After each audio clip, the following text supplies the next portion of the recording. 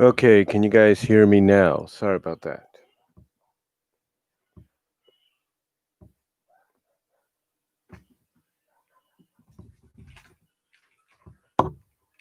Gonna get the headphones on just in case.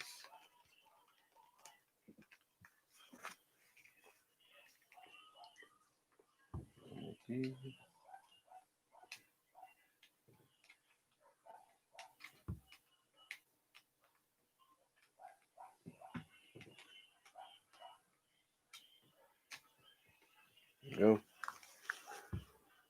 There. Can you guys hear me now? Sorry about that. I don't know what happened. It's because I have two different selections for mics. I don't think I selected this mic, so I had to go with this mic. Um, but anyway, I want to welcome you guys. I'm going to have to fix something here for a second, which is this.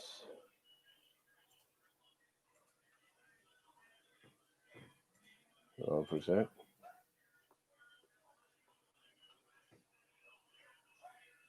One sec.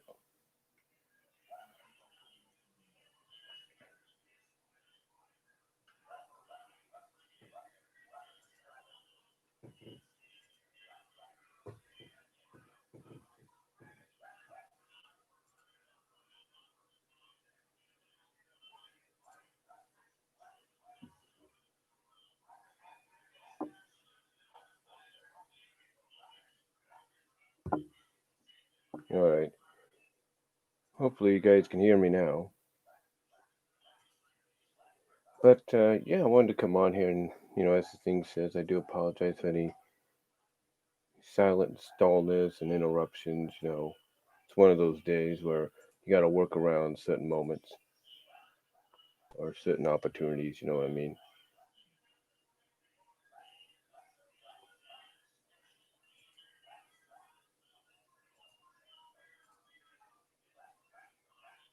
Um, but anyway, I wanted to come on here and just making sure you guys can hear me. Wanted to come on here and basically, I don't think you can hear me through that. So, but basically, talk some animation. I'm pretty sure you guys can hear me now. I'm hoping you can.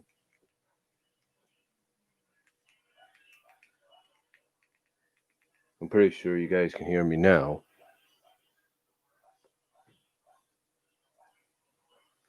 But yeah, I wanted to come on here and talk about some animations. Matter of fact, I'm even gonna make sure see if you can hear me.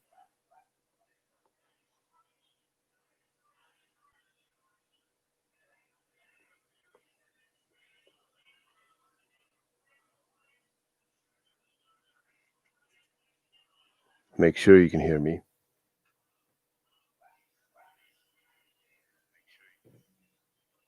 Yeah, that's all I need to do is test it on my end. But anyway, yeah, I wanted to come on here and talk some animation, and mostly some animated animation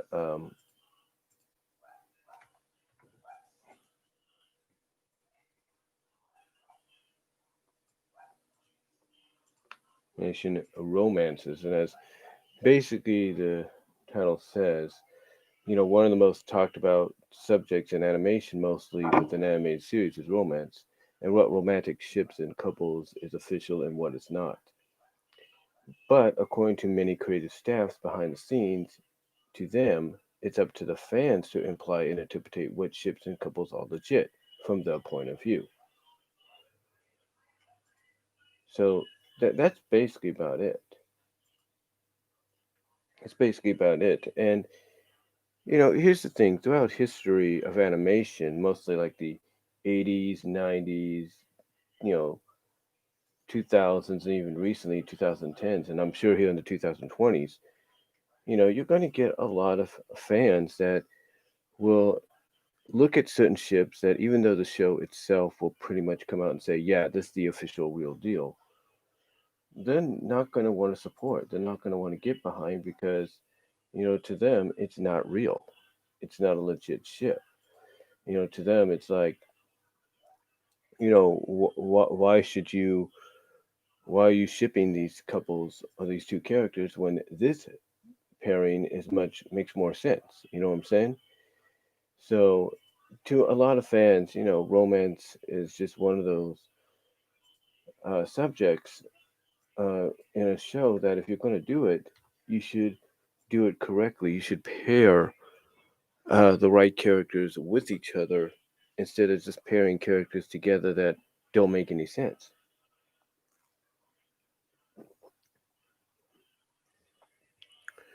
So, with that said, let's take a look at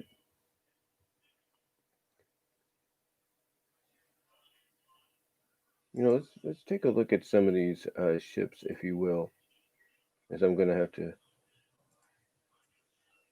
work on something here for a second. When it comes to Twitter, that is. Oops.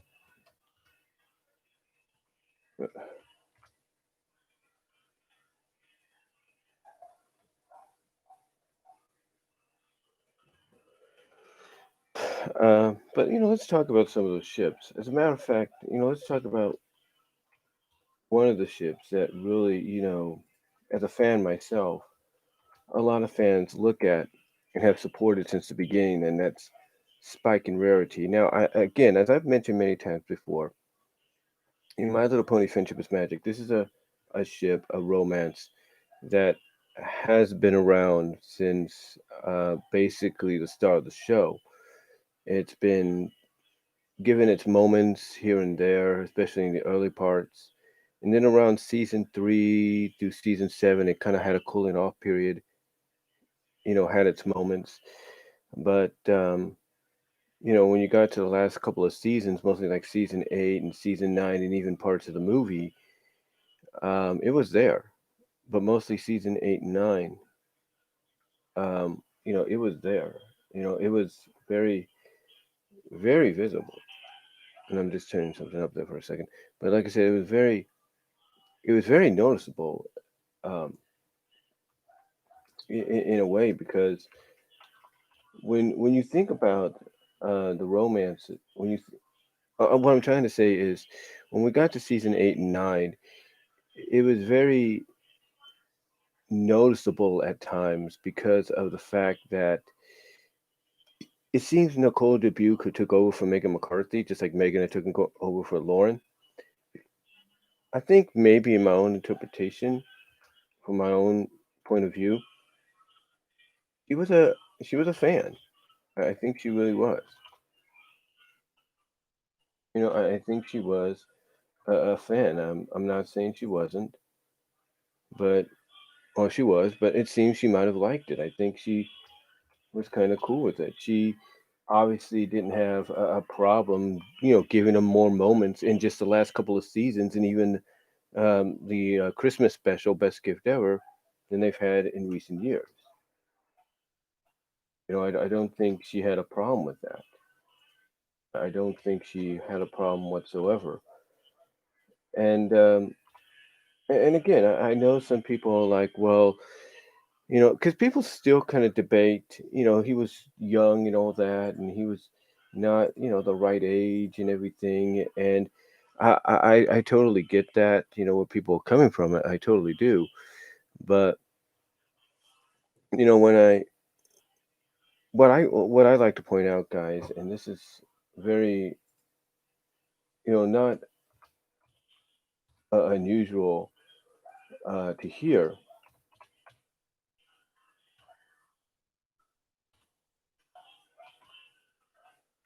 This is not,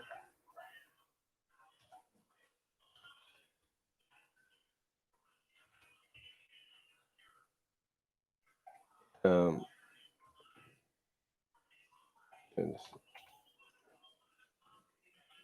okay, this is not unusual to hear or usually see, in my opinion.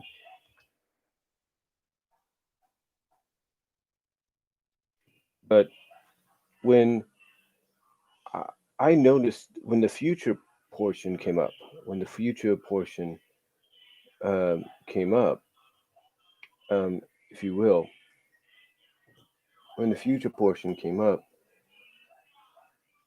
I noticed that when everybody saw the older version of Spike,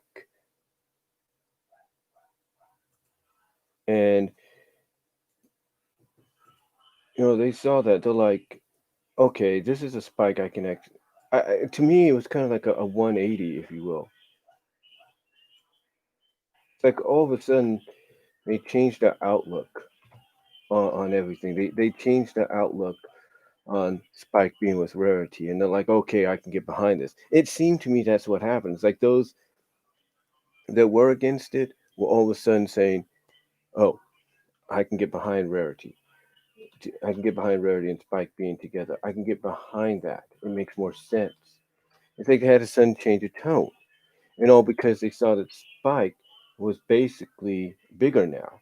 So it has to make you. So again, it just shows you. It just shows you. You know, the fact that even fans that were against the ship could change their minds and be for it. Uh, but going to Jim Miller, because a lot of people pointed this out, Jim Miller and the rest of the creative staff, they have said, look, it's up to you to interpretate. It's up to you to, look at that implication, if you will, and interpretate yay or nay. And a lot of fans have interpreted Spike and Rarity being together, or have gotten together in some capacity. And that's their decision. That's their decision. There's no doubt about it. That's their decision. Um, hold on for a second. Again, I do apologize for some silence. Hold on.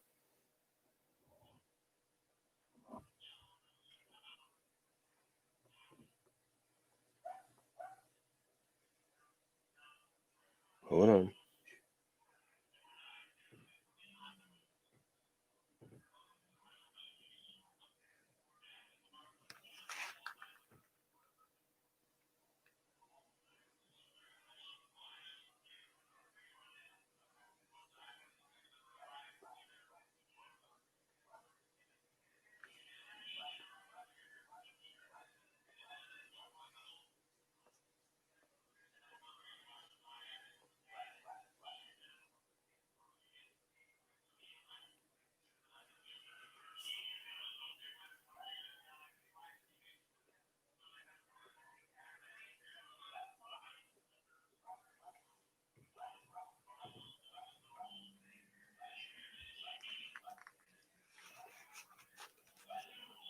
Sorry about that. Just was checking. Until there's a bit of silence, it's like one of those opportunities you got to work around. But anyway, like I said, people, Jim Miller and Josh Haber and everybody was like, hey, look, it's up to you to imply or interpretate any implication of something happening. And a lot of fans have interpreted those two being together, have gotten together in some way. And I even mentioned it in my 10 best couples in animation countdown that I did. Um, that I think they got together in some capacity. They got together in some way that um, allows them to meet more than just, the once a moon for the Council of Friendship meeting. So a lot of fans would interpret it in that perspective that, okay, they got together. They look at, the evidence from the final song in the series, the moments there, Rarity looking up at Spike and Rarity next to Spike. And it's like to them that you can't script that at in a way that's not going to come off a certain way that they're going to interpretate, they're going to imply. Um, the other thing as well is when you look at the mid plage, as I call it, "Friendship is Forever," which takes place after the ending of the end, the aftermath of that, and Twilight's coronation. You know, you take a look at the fact that basically um, when Twilight mentions Spike to Rarity and the connection, Rarity speaks in a way that makes it sound like to a lot of fans that they are together. They are together in some way. That something happened that made the friendship more special than it's ever been, made the relationship more special than it's ever been.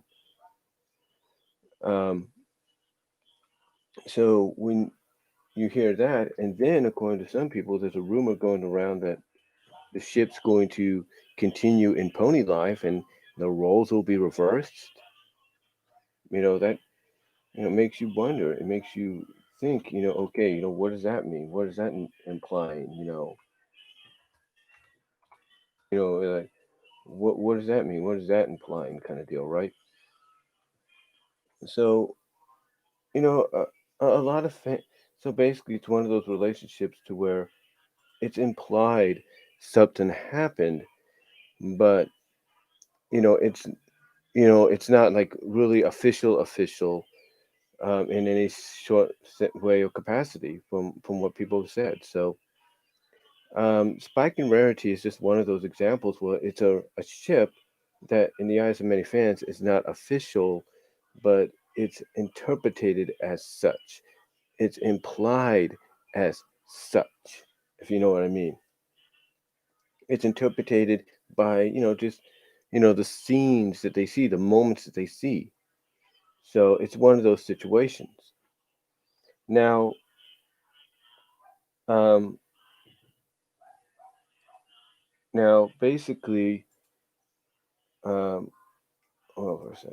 Now, you know, Spike and Rarity's relationship isn't the only thing that's interpreted or anything like that when it comes to any show or any show like MLP. You know, one thing I'm always a fan of. One thing I'm a fan of, no doubt, out is Sonic the Hedgehog, Sonic 10 a.m. And one of the relationships that came out of that was Sonic and Sally. There's no doubt about that. That's what came out of it. And when you look at Sonic and Sally, you know, obviously it is an official pairing. There's no doubt it is an official pairing, but some would interpret it. But here's what I look at. Some would interpret the relationship as being on and off, like it's official, but it's semi-official. And it's one of those relationships to where they can break up, still be friends, but go out with other characters, and that's been seen in the comics. You know, and then later on, of course, when they did what was known as their version of a new 52, like what DC did, but it was their version. Speculation came out, and I think even Ian Flynn joked about it, but kind of confirmed that he was in the intent. He and the creative staff was in the intent to make Sally and Nicole an LGBTQ couple, which isn't bad. Nothing against that, but they were in the they were in the planning stages, I guess, to make that happen. And obviously, if you read some of the stories and look at some of the moments in the comic, especially the spin-off Sonic Universe with Spark of Life, that story arc, it gives off those kind of vibes. It gives off those kind of vibes. But when it comes to Sonic and Sally, theirs is more of an official slash semi-official relationship, depending on the interpretation, the adaptation of the source material. Like, people look at it as being official, but some look at it as being in that semi-official range because it's not the kind of relationship that's straight steady. Nothing's going to interrupt it. They may have their arguments, but they're going to stay together kind of deal. It's in that category of 50-50 because it's an on and off kind of deal. And then when you take a look at, like I said, the new version of the comic, basically, you have people. Like I said, you take a look at the new soft reboot of the comic back when it happened, and you have a lot of people that are like, look, it's not an official deal. It's not a real deal. It's well, some would say it's real and all that, but basically some would say it's not a real deal anymore. It's not legit anymore. And oh, they're pushing towards Sonic and Sally and Nicole. And You could look at it that way. But no matter how fans felt about that and the direction they were going with there, to them, Sonic and Sally were always the main couple. And that was the one thing fans were hoping for, that the new 52, the Sonic soft reboot, would get back to that. It would get back to that notion. This is why a lot of fans, even though they enjoy moments in the soft retcon reboot, kind of don't acknowledge the possibility that they were going to go down the route of Sally and Nicole being an item. You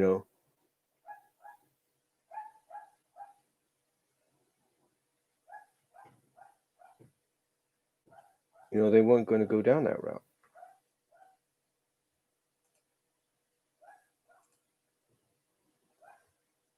They weren't going to go down that route, whatsoever. So, so to me,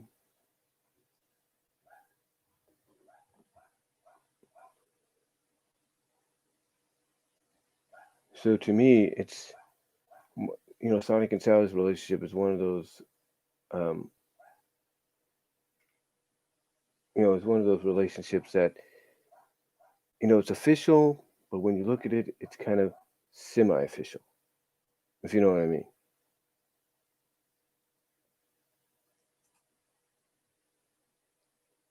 If you know what I mean, basically.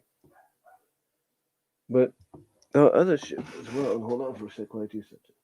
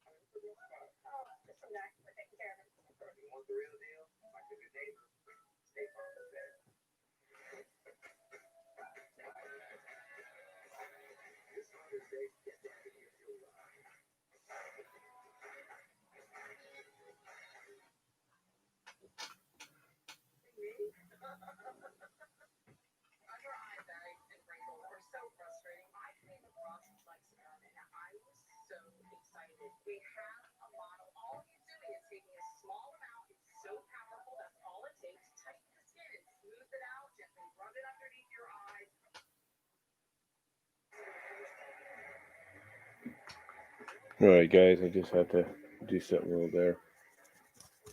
But like I said, it's just one of those romances that it's official, semi-official, stuff like that. But then you have romances that some people like, Rarity and Spike, and even others like Rainbow Dash and Soren, even after Last Problem, that pretty much confirmed her and Applejack together. You have other ships and other programs as well, like um, basically in 101 Dalmatians, the series. One of the more popular ships that fans were hoping for, even in the beginning, and those that came on to the show later on, was Lucky and Two Tone. I mean, just the fact that in the short time you had Two Tone on screen, you kind of had an idea of who she was, what her character was like, and you saw Lucky in that role of being like an Aladdin or whoever. So you knew that those two had to end up together somehow, and they did an 11-minute short called Love 'Em and Flee 'Em, where pretty much you knew who the main central characters were going to be. It was going to be Lucky and it was going to be Two Tone, and that's what happened. Lucky and Two Tone um, ended up together at the end. Now, did they continue on with it? No, but there's a lot of fans that pretty much would um, pretty much interpretate, pretty much, hold on for a second.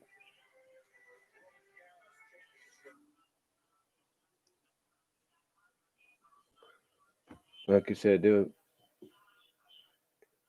there are fans that would still interpret it as being one of the official relationships out of that show.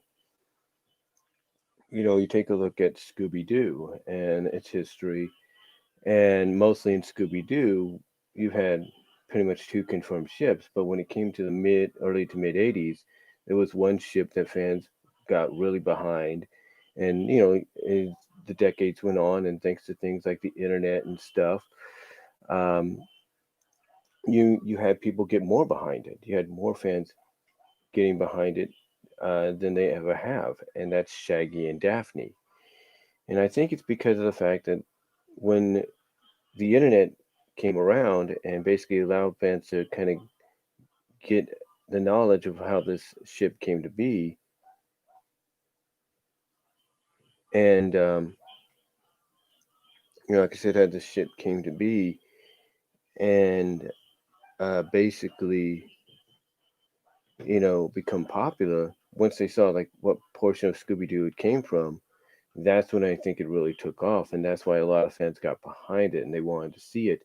And nowadays, you look at Warner Brothers, who owns Hanna-Barbera, and they're like, obviously you could tell, especially according to some people, you look at Scoob, people are like, hey, this is a good ship. Let's get behind it. It makes sense.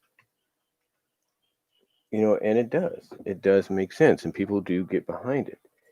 And I think a lot of people have enjoyed it since then.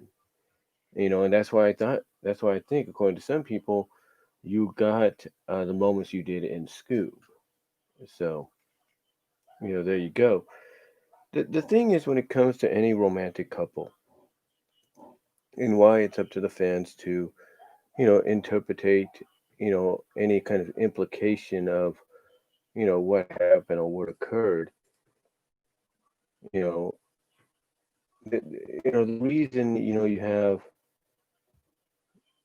have that there is because sometimes a show is not always meant to really focus on romance. Like, Friendship is Magic, it had romance in it, but only for like secondary characters like Big Mac and Sugar Bell became an exception.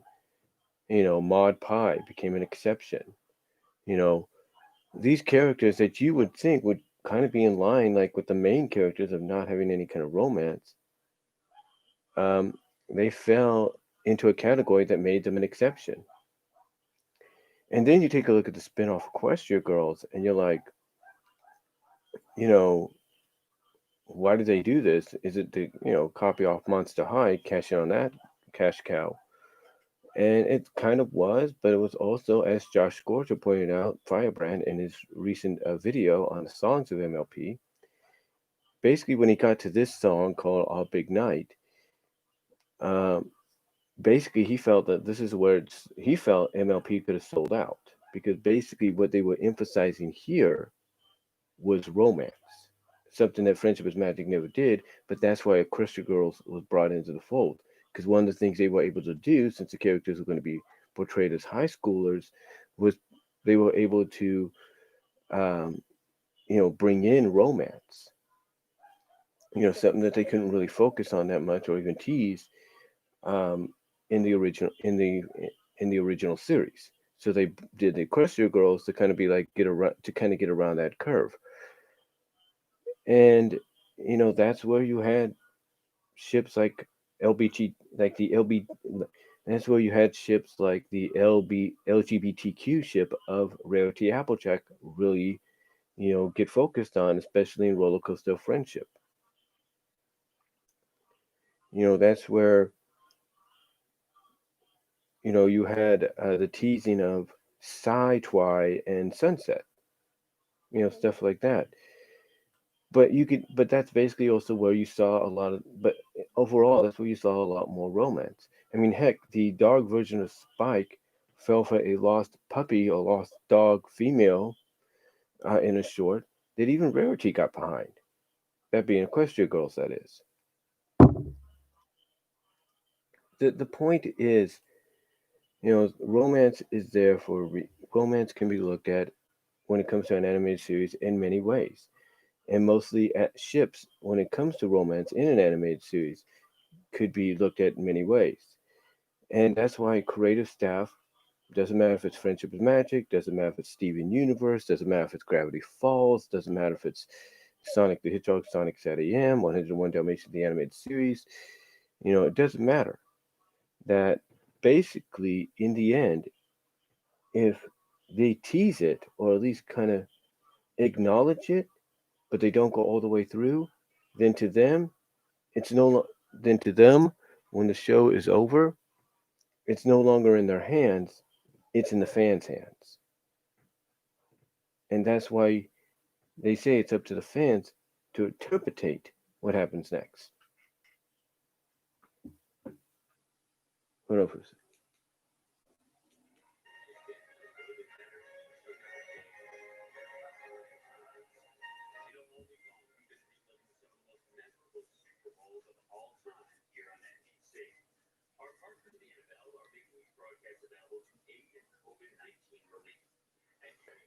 So anyway, though, like I said, that's basically why creators come out and say, "Hey, look, it's up to you guys. It's up to you to kind of see where it goes, to kind of take any implication we put in the show and interpret it in your way."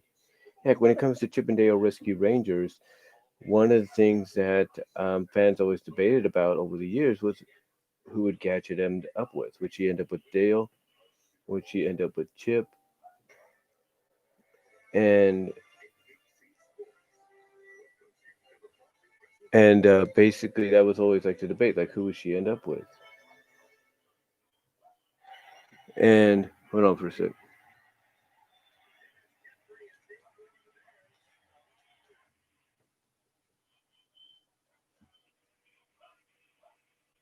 But like I said,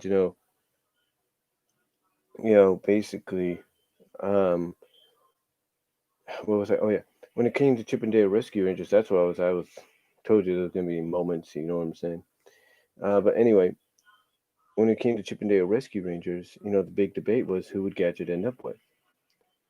And even though, as I've said before, and I even put it in my countdown, I'm a fan of Dale and Gadget.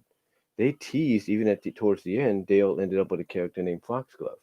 They teased maybe Chip being with someone like Tammy, but throughout they still kind of teased like who would it be? Who would it be? And they would throw in moments, even as early as the broadcast on Disney Channel. They would throw in moments, and that got fans talking like, okay, who's it going to be? Who is she going to choose? And all that. And to me, as a fan, I've always interpreted the idea that she's going to end up with Dale. Had, like I said, had a movie been made, I think they would have really gone down that route. She would have ended up with Dale, and I don't think that's I don't think that's any exaggeration on my part. I think she would have ended up with him. Now I know some people are thinking, well, they made it obvious he was going to end up with Foxglove, and even the Boom Studios continuity or soft redcon continuation of the series by Ian Brill kind of confirmed that, and that is true. But see, Ian Brill was a fan himself. Being a fan himself, he was able to kind of interpret what he saw probably happening, and he went by other fans. What he saw other fans write and draw. So he knew what the fans wanted. He knew what fans wanted, and that was the thing. He knew what they wanted.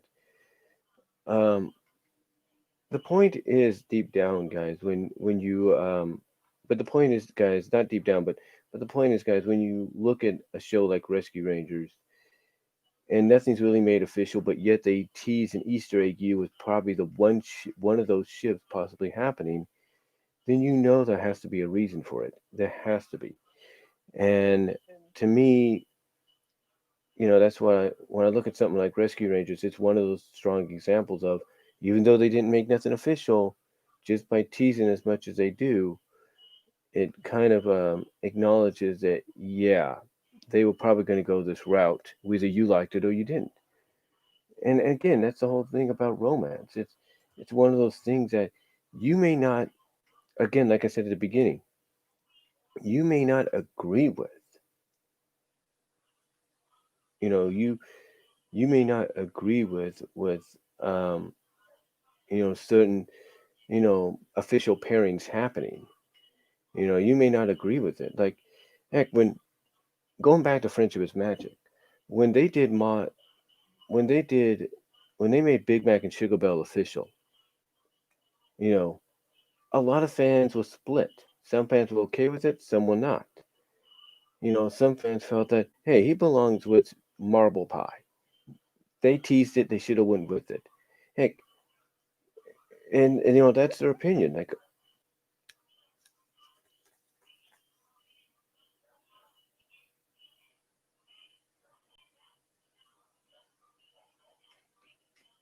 that's their opinion.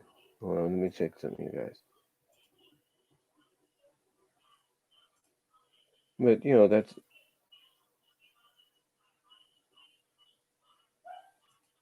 hold on, let me check something. That keeps popping up. Hold on, guys.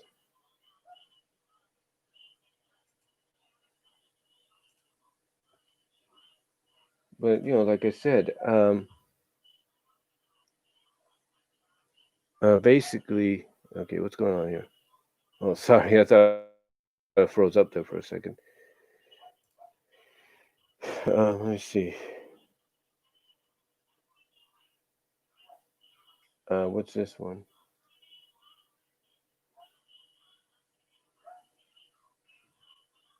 Okay, I said fan base is it right? So, okay, I'm looking at something here, guys. Hold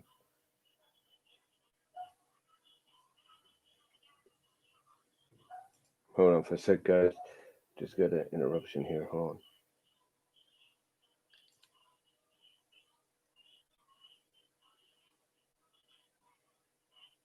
Okay, it was that one. All right. Yeah, I don't know what happened to the volume on that first video. I do apologize. But anyway, like I said, when you go back to Friendship is Magic, one of the things that a lot of people have pointed out basically is, Big Mac and Sugar Bell, people being split down the middle about it. Hold on for a sec.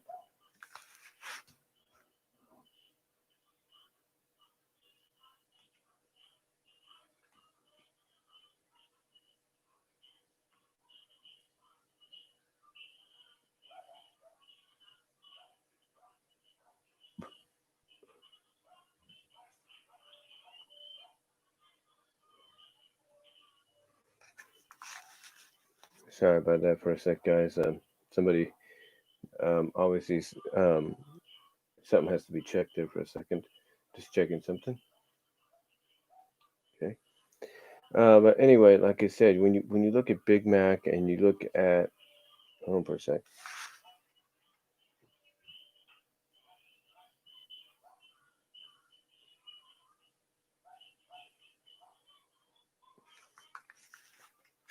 Like I said at the beginning, you have to work around some things.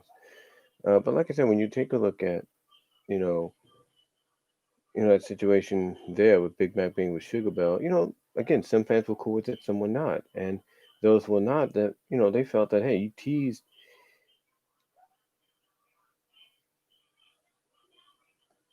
Oh yeah, thank you. I got this for Christmas. This past Christmas, but anyway, like I said, but anyway, like I said, when you got to when that happened, Big Mac and Sugar Bell, like I said, some fans were cool with it, some were not, and those that were not were like, hey, look, you teased Marble Pie and Big Mac, why didn't you go all the way through with it? And I think the argument was the fact that since they were also teasing that Applejack and Pinky might be related in some ways, that it may not, be very how do I put it? It would not be very reasonable to do that or sensible. So, that's why they went with Big Mac and Sugar Bell. And again, you got to remember the writing staffs sometimes change. I'm sure that the people that wrote Hearthbreakers would have said, if they would have stayed on board, they would have said, you know what? You want to put Big Mac in a romance? Let's follow through with him in Marble Pie. They probably would have done that. But since they weren't the ones that wrote it, they said, okay, fine. We're going to give Big Mac somebody else. And I think they did it because it's someone you wouldn't have seen coming. It's like someone you got introduced to, but you wouldn't see coming. And yeah, them putting the moment in Big Best Gift Ever, which was kind of a heartbreaker with Marble scene, Big Mac and Sugar Bell under the mistletoes. I admit they shouldn't have put that scene in there, but to me, they did that because they wanted to confirm, look, that ship has sunk to the bottom. This is the ship we're going with. So, and again, I think it's because it was more of a situation to where, again, they teased the fact that Big Mac and Marble could be related by some means. So they didn't want to, I guess, indicate or encourage incense or something. Um, but yeah, you have those kind of things.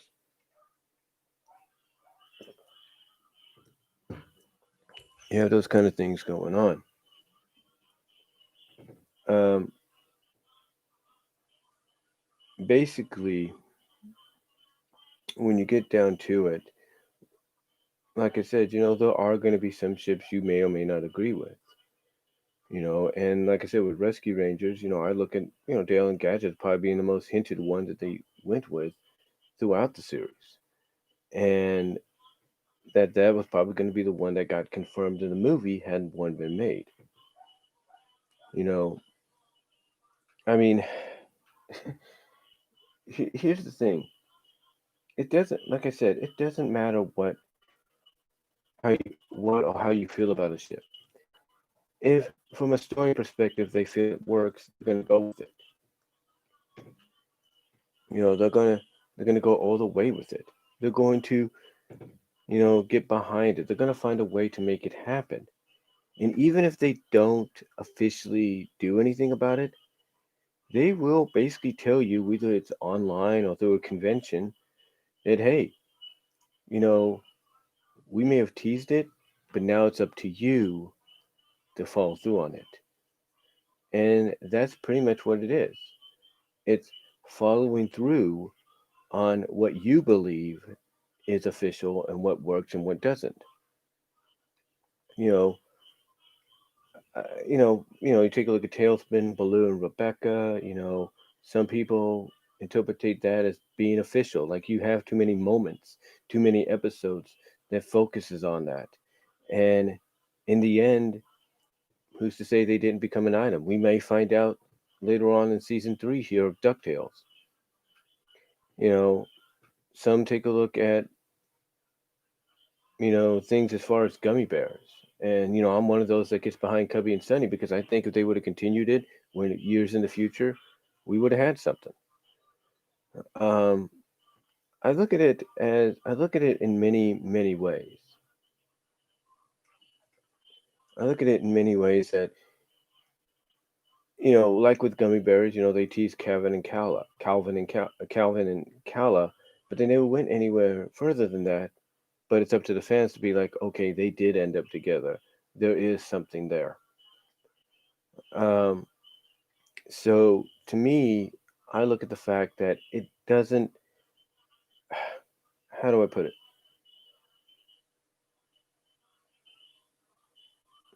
How do I put this?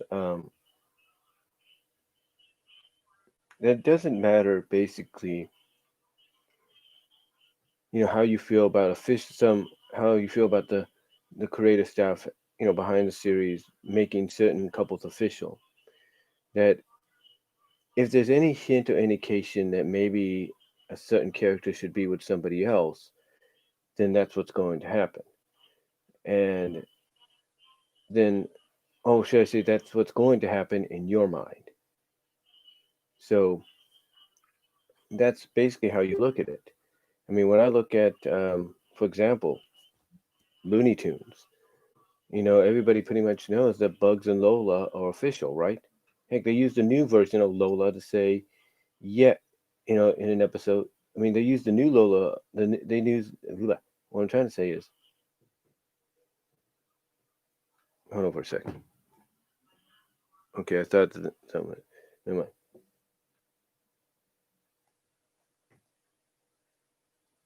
Hold on for a sec.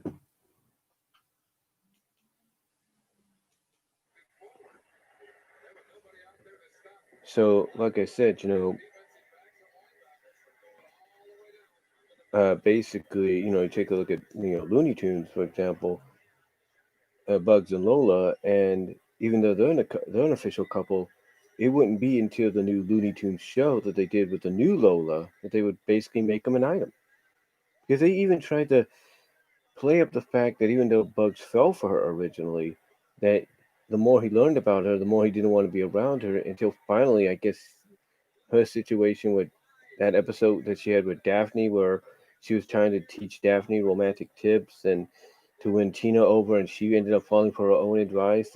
That's the episode Bugs is like, hey, look, I'm the one you're supposed to be with. I'm your boyfriend, kind of deal. And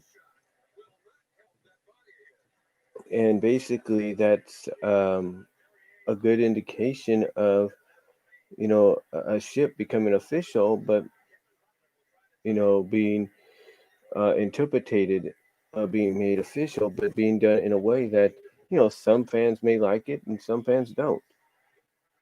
You can't tell me that some fan, you can't tell me that some fans were cool with Bugs with this version of Lola being with Bugs instead of the original version. You can't tell me that because some fans were like, some fans were annoyed by her by this new Lola, and some liked it. I mean, Kristen Wiig being the voice of her, yeah, that helped out, but still, it was one of those situations to where some fans even look at this relationship of new Looney Tunes and being like, "Yeah, that doesn't work with me. We're not gonna go there. We'll do this." So, basically, to me, so when you take a look at that, you also, so when you look at a relationship like that, some fans will favor a Lola of Space Jam being with Bugs and Lola of Looney Tunes. So, um, that's how some fans would interpret that relationship. Um, anyway, you can take a look at Tina and Daffy in the show, and some fans actually made looked at that as a more believable ship than than Lola and Bugs.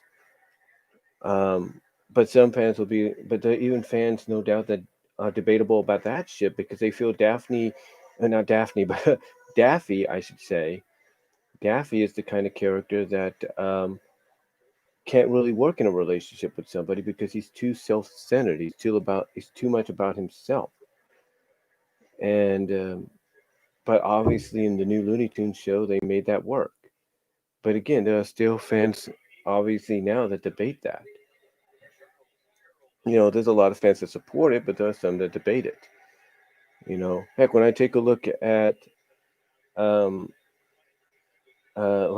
at Mighty Ducks, the animated series, one of the main ships that myself and a lot of fans get behind is Mallory and Nosedive, just by the moments they've had with each other.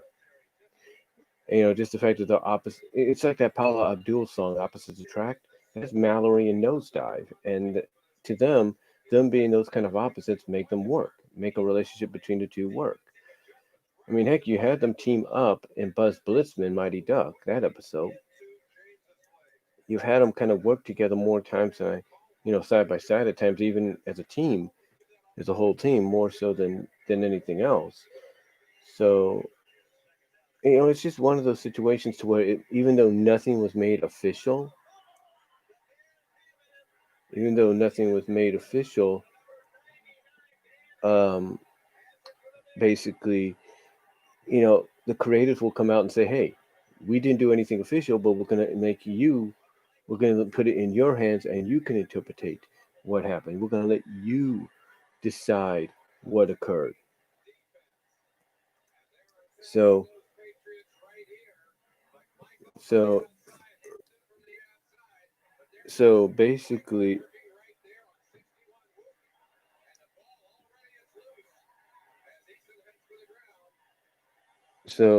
basically, it's like one of those. So that's a good example of even though nothing was made official, they still went. They would still allow the fans. Oh, for a second, I do something here. they would still allow the fans to interpretate in their mind, in their mind, what potentially a good ship could be. I mean, you take a look at a lot of fan fiction stories out there, and a lot of fans that do, Mighty Duck fan fictions will put Mallory with Nosedive, will they'll put Mallory with or Mallory with Duke, or even Mallory with Wild Wing. But I think a majority of it, from what I've seen, has been Mallory and Nosedive. I could be wrong. The the thing is, the thing is, you may not agree with um, a lot of the decisions a ship, like I said, a lot of the decisions the creative staff makes when it comes to adding any kind of romance in a show, or potentially teasing and then down the line making official certain pairings. But in the end, when the show is done, the creators will come out and say, hey, look, if you don't agree with us, you write your own interpretation, you write your own story. I mean, I go back and I look at, I reference Disney Fanatic 2463, I think. Disney Fanatic did Bride and Daughter of Discord, and even did recently a prequel. And in those stories, he, Disney Fanatic, she pretty much said, look, I'm going to pair Spike with Applejack, and I'm going to build that off of Spike at Your Service. Now, true, later on, she had to, before every, broadcast on YouTube or even through audio podcast, she had to acknowledge that this takes place in an alternate universe, which I would assume is 75% identical to the Prime Friendship is Magic universe, with 25% being different in its own way. Like, for example, Spike and Applejack. But it's one of those situations where even even as we got closer to the end of the series, Disney Fanatics still stuck with Spike and Applejack in the storyline. Even though, like I said, it was alternate, she stuck with them being an item. She could have gone a different route. She could have changed things up. She could have had a soft reboot or something occur, but she didn't. Um, she had to go a different route. She had to go a different direction, and that's what they did. And that's what she did. That's not what she did, I should say, but that's what she could have done, but she didn't. And she didn't do it because of the fact that she's a fan of Applejack and Spike. As a matter of fact, she even has, I think she's one of the people on YouTube, one of the fans that has a compilation video, 2 parts, of Applejack and Spike moments from the show. So again, again, it doesn't really matter how you feel about an official item or pairing in the series or in the show or in the franchise period. If you feel you could do better, or you feel this character should be with that character, vice versa, the creative staff will basically tell you, hey, look, you think you can do better? We'll put it in your hands. Show us. And the rest is history. You know, again, you take a look at, well, not again, but let's take a look at a series that a lot of people are hype about, and that's Gravity Falls. Here's the thing.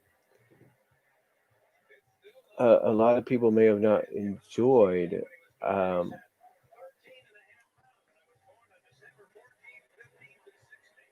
not a lot of people may, hold on for a sec.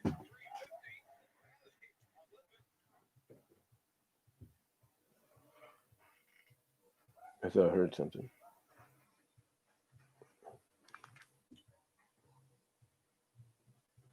Hmm.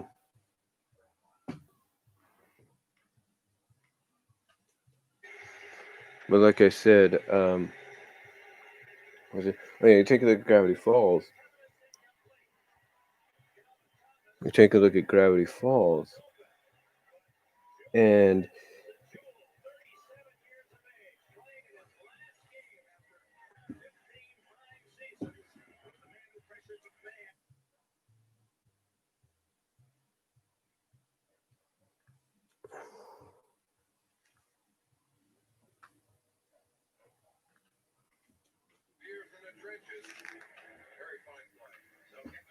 Well, like I said, and hello, Christian. Nice to Christian Robinson. Nice to see you here. Well, like I said, you take a look at something like, let's say, Gravity Falls, which is a very popular show in the eyes of fans, and basically, some fans will be like, you know, will be for something like, let's say, Dipper and Windy. There's no doubt that despite how you felt of the way that they portrayed it, the way they portrayed it or anything, that um, fans were supportive of. They were supportive of, Dipper and Wendy being around each other. In fact, there's no doubt. There's no doubt in my mind, and I know if Frank watches this, I'm gonna let you know I will watch Gravity Falls. I'm probably gonna have to go both ways with that being the Blu-ray and Disney Plus. But don't worry, I'm gonna give a chance to watch it down the line. But anyway, like I said, when you look at Gravity Falls, basically there's a lot of fans that like the relationship between Dipper and Wendy, and were kind of hoping they'd end up together. But Gravity Falls didn't do that. Gravity Falls instead went in a direction that showed Wendy had somebody. Now I don't know if she remained with this character, throughout the series, but even so, there are fans that were more in favor of Dipper and Wendy being together. And there's no doubt the creative staff probably told them, hey, if you want them together, write it yourself, do it yourself. Show us how it would make sense in your eyes. So there you go. You know, things like that.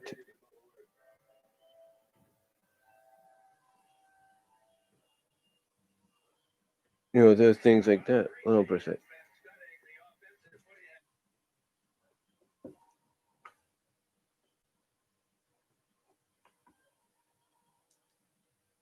Oop, hit the wrong thing there. But yeah, there are fans that were in favor of that shit.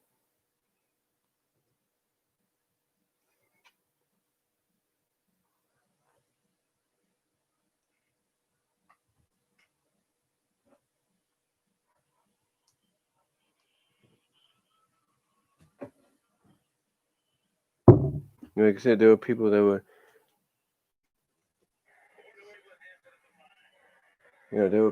in favor of Wendy and Dipper getting together, and like I said, even though they went in different areas throughout to kind of say, hey, it's just like some fans look at Spike and Rarity, it's just a crush and nothing more. Fans basically felt that if anybody should be, basically felt that they should be together. They should be together, and the creative staff, and no doubt, in my opinion, probably said, look, if you can do better, you can show us it could work. Go ahead. We'll put we'll give it to you. Put it in your hands. Series is over. Show us what you can do. And that's pretty much it. I mean, I mean, there is no doubt, in my opinion, that there are ships people don't agree with that are controversial, like let's say a spike in a rarity, or or even one that even Lankara talked about in one of his recent reviews. Lankara,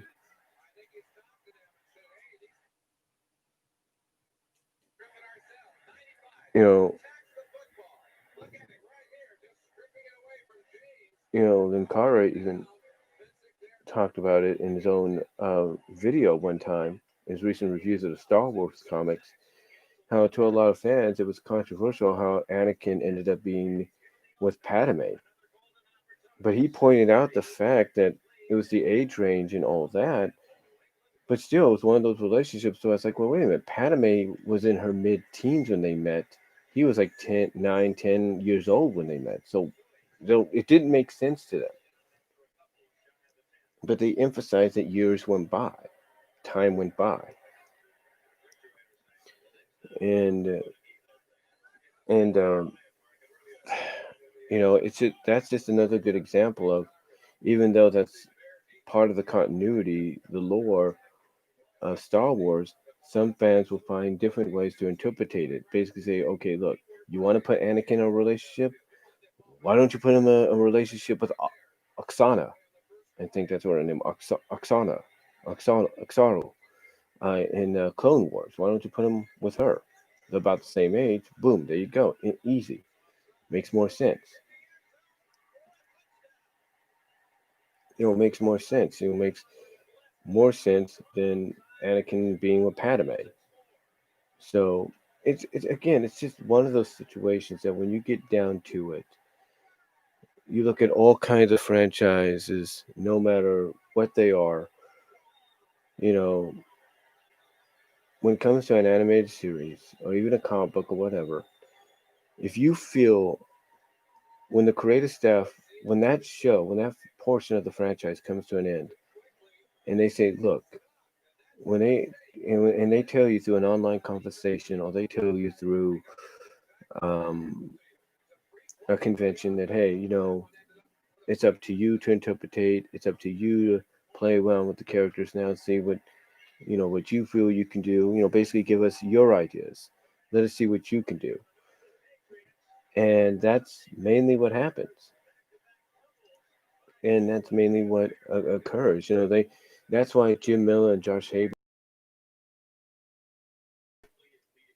Hi. Oh, looks like something happened. Everything okay, guys? Looks like something happened. I don't know. Some kind of reconnection.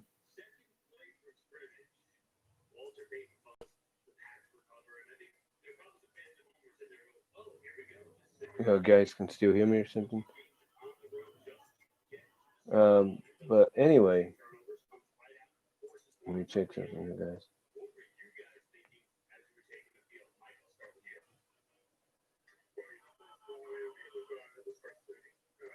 It says it's an excellent connection, so I don't know what happened there. Um, Something may have occurred. But like I said, basically, when you look at uh, these kind of situations, like I said, you know,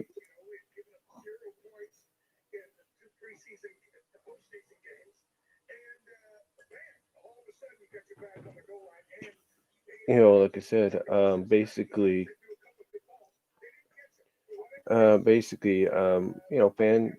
what the writers do. The writers will say, look, um, show us what you can do. I know I'm stumbling a little bit. Of course, like I said, I kind of work around a certain situation right now. But anyway, like I said, basically, it's up to interpretation. That's like I said, that's what Jim Miller would tell me and tell others. Hey, it's up to you to interpret what you see, how you feel. The implied scenes have what they mean. It's up to you to interpret. Whether or not Spike and Rarity ended up together. It's up to you to interpret whether or not you agree with possibly Applejack and Rainbow Dash being together, stuff like that, or even Floodshine Discord. As seen in the final episode of Friendship is Magic. It's up to you to interpret. All those implied moments that they showed. Um, um, and then when you and the same could be said for shows for the creative staff when it comes to things like Rescue Rangers and 101 Dalmatians and Gravity Falls and the new Looney Tunes show and all of them. You know, it's up to you to interpret any implied moments showcased in those franchises and whether or not you agree with them. And if you don't and you feel you could do better, show us. And I think that's what they want to do. I mean, you can't tell me there's a lot of people that are not watching the new DuckTales series that are not like, yeah, the whole this whole Gantry D, this version of Gantry D being a villain and all that, that don't work for me. This is how I think it should go. And, that's up, and that's totally on them.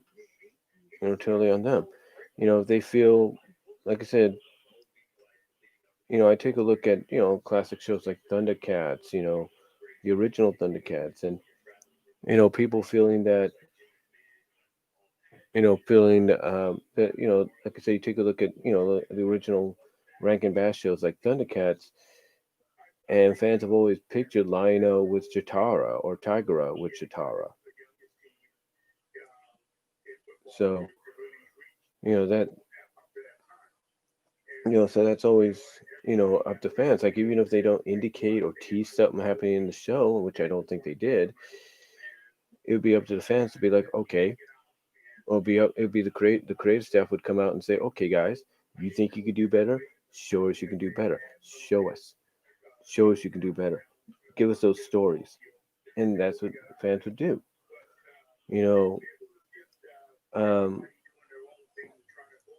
take a look at He-Man and She-Ra, the original ones, and fans would say, you know, even though it was teased and nothing made official, fans would still go Tila and Adam, Tila and He-Man. Fans would go Bo and She-Ra, stuff like that. So, so to a lot of fans, it was one of those situations that but to a lot of fans, no matter what the franchise is, it's just one of those situations to where even if you ask them what certain moments meant, they would say, "Well, it's up to the main answer." A lot of creators will give is it's up to you to interpret that. What do you think it is? And that's why fans would come up with the stories that they do. So, I mean, again, I go back to Disney Fanatic and what she does with the Discord, with the Bride Daughter of Discord series. And even though, like I said later on, she would have to put a disclaimer at the beginning saying this takes place in an alternate universe, which in my opinion is like 75% identical to the Prime universe, 25% different. This is why she went with Applejack and Spike, because even though she's doing it based off one episode, it shows that she rather prefers Spike being with someone like Applejack than with Rarity. So, it makes more sense in the long run to a lot of people so it makes a lot of sense and in the long run to a lot of fans to go, to basically come up with their own ideas when a creative staff says, look, you think you could do better, you know, show us you can do better.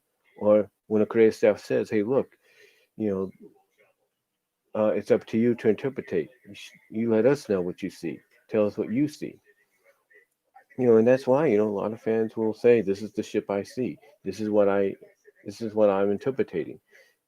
From a romance ship kind of thing, this is what they're interpreting. They're interpreting something between, Spike and Rarity, after the last problem. And from the rumors they're hearing about pony life and friendship is forever.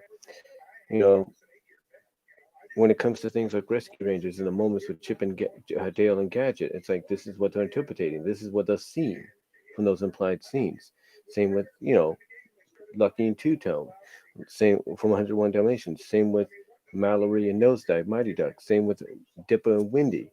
You know, this is what they interpret. This is what they see and what they want. And that's why, that leads to basically creative staff, in a sense, in their own kind of wording, challenging the fans to say, challenging the fans and saying, hey, show us, write the stories, show us that it works. And that pretty much is how it is. So, in the end, basically, in closing, when you look at this, it's mostly the fact that no matter how you feel about it, how you feel about certain ships being showcased, certain ships being focused on mainly, if not made official, if not semi-official, that if you don't agree with it, even after the franchise is over, with the creative staff, even if you ask them online or in person, what they're going to tell you is, hey, it's up to you to interpret that. Let us know what you see. How would you do it? And that's basically the end of it. That's basically the be all end all. Again, when you get again one of my most popular ships, Sonic and Sally, not a lot of people agree with it, and they'll come up with ways to work around that and say, hey, this is who Sally should be with, and this is who Sonic should be with, all because they have that on and off like relationship. You know, um, that's again, what was I saying? Oh, yeah.